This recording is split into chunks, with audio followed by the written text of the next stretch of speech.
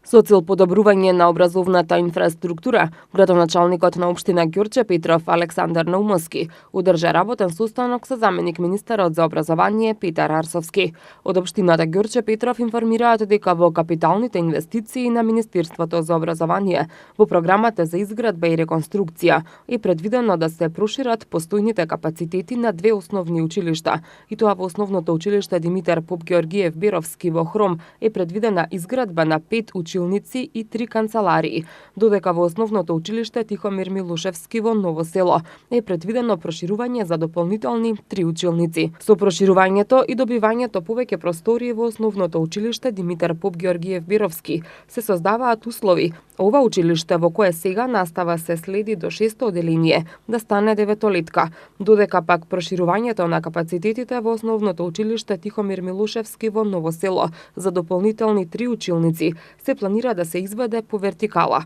Според општина Ѓурче Петров, градежните работи треба да финишираат кон крајот на годината.